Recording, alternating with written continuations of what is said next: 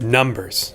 Numbers are the solution to all of your problems. Okay, first things first, let's get a couple things out of the way because I know that there's going to be comments that after I explain this, somebody's gonna be like, you can't just do that because you gotta know how to do all this other stuff first. Like, yeah, you gotta, this isn't gonna be an overnight fix. This is how to think about the concept in order to make it easier on yourself. But there's other things that you gotta have in place first. I mean, let's start with the basics, like play your scales, learn your scale. Why do we play scales? Well, because if you want to be able to play in any key, your hands have to be familiar with the shape of each of those keys. You know, whether you're playing just in C or E, each of those keys has a shape that your hands need to be, you know, familiar with before you can easily navigate the different keys. So I guess if we were to stop at just being able to play in the key,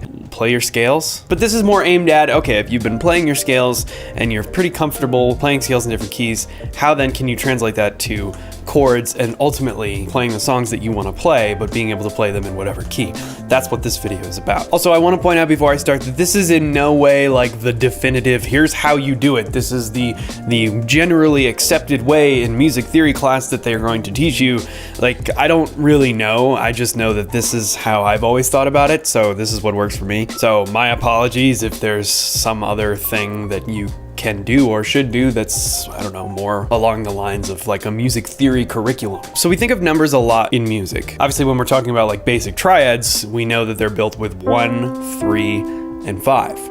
And then logically, if you think about it long enough, you might figure out that that's because we're talking about scale degrees. 1, 2, 3, 4, 5, and then you can continue 6, 7, and that'll bring you back to 1. An important distinction here is that what I'm gonna show you, we can pretty much talk about between 1 and 7, because after that we're talking about repeated notes. Now, that's different from chords, because with chords, if you want to add color tones beyond the octave, we call that upper extensions. And that's when you start talking about your 9ths, your 11ths, your 13ths, your sharp 15ths. But for our purposes, we're going to consider that chord spelling to be a different sort of approach than what we're talking about, which is just scale degrees. And once we get to 7, we're repeating again. So we'll keep it relegated to like 1 octave, just for simplicity's sake. So if we take a look at that scale and we have 1 through 7, that's going to correspond to chords too, right? Because we have, if we start each chord, we're going to call this the 1 chord. We're going to call this the 2 chord, 3, 4, 5, 6, 7, and that brings us back to 1. So the first thing you'll notice is that those chords, when we just use the naturally occurring scale tones, some of those chords are major, some are minor, right? We have major, minor, minor, major, major, minor, and this one is the only outlier. It's like diminished kind of. So if we're in the key of C and I say, well, play a 1 chord to a 4 chord to a 3 chord, the default is going to be 1, which will be major, 4, which will be major, and then 3, which will be minor. Now that can always change if it's specifically indicated that it's different, but in general, the naturally occurring state of those chords is pretty much going to be that. You can already kind of see what's going on here. The key here is that I don't want to think C major, F major, E minor, A minor, G major. I don't want to think about that. That's too specific. I want to think 1, 4, 3, 6, 5, whatever, right? Why do I want to think 1, 4, 3, 6, 5? Because say I all of a sudden want to play an E flat. Well, 1, 4, 3, 6, 5. It's gonna be the exact same thing. The key with numbers, the reason why we want to think in numbers is because numbers are universal. Because no matter what key you're in, it's still 1, 2, 3, 4, 5. 1, 2, 3, 4, 5. 1, 2, 3, 4, 5. 1, 2, 3, 4, 5. It doesn't matter. Whatever key we're considering to be the home base in the particular context, whether it's an entire song or part of a song, maybe a small part of a song is in like a different key for a minute. But whatever key at any given time that we're considering to be the home base, all of our numbers are going to reference the scale tones of that key. So if we're in E flat's going to be 1, F is going to be 2, G is going to be 3, A flat is going to be 4, B flat is going to be 5, and so on and so forth. Now that does not change if we go to A. A is 1, B is 2, C sharp is 3, D is 4, E is 5, and so on and so forth. So this idea of using numbers makes it so that every key all of a sudden becomes identical in every way other than the actual physical shape of it. And again, that's where scales come in. You gotta play your scales. There's no way around it. It sucks. Nobody wants to do it, but we have to do it. But the idea is that thinking in numbers makes every single key identical in every way other than physical shape. From there, everything that we make alteration-wise is the same as well. 1, 2, 3, sharp 4? Sure, why not? 5. 1, 2, 3, sharp 4? Yeah, you bet, 5. But the best part about it is that I don't have to think B flat, C, D, E flat, F. And then when I switch keys, now I have to think G, A, B, C, D. And then when I switch keys again, I have to think E flat, F, G, B flat, A flat, B flat. Everything's just 1, 2, 3, 4, 5. This makes life so much easier, because the only thing you need to know about any song you want to play is what is the form in numbers. Does it go 1, 4, 3, 6, 2, 5, 1? All right, well, let's do that then. In very basic chord structure, we'd have 1, 4, 3, 6, 2, 5, 1. Now, if I were to actually elaborate that and make the chords more colorful and more melodic, that right there could look like this.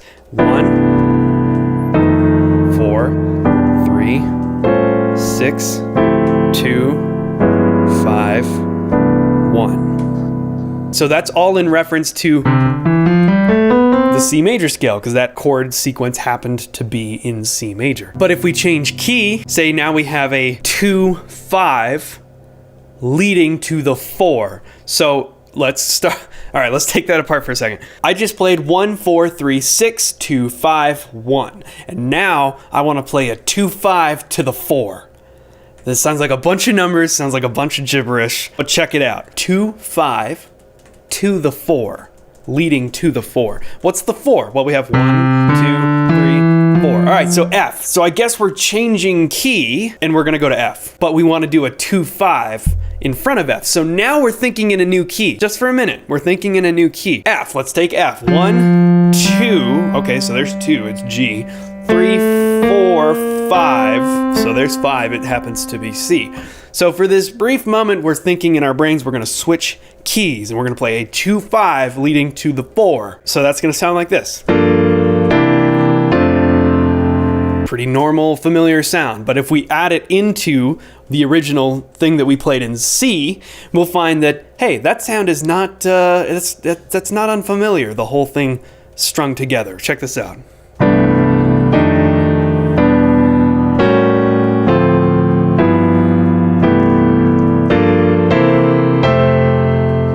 That's used in so many tunes over the years. But what happens if we play in a completely different key? Let's go to something wacky like, I don't know, G flat. Let's play this in G flat.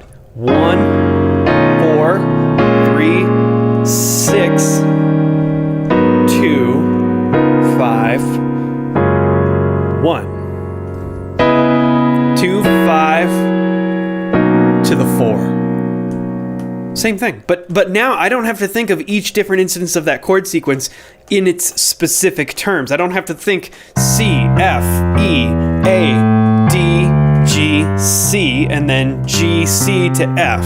I don't have to think about that, because if I do, now when I go to G flat, I gotta think of a totally different set of names. I gotta go G flat, B, B flat, E flat, A flat, D flat, G flat. And as everybody knows, musicians are lazy and we don't want to have to think about more things than we absolutely have to. So instead of having to remember all those different names, why don't we just think of it in numbers and we'll call it the same thing no matter what key we're in. This is the secret to playing in any key. If you start thinking about everything in terms of numbers and not the names, now you can refer to the same numbers no matter what key you're in.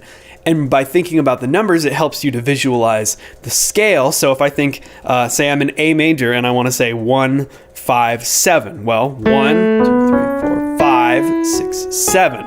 And I can do the exact same thing in D flat. 1, 2, 3, 4, 5, 6, 7.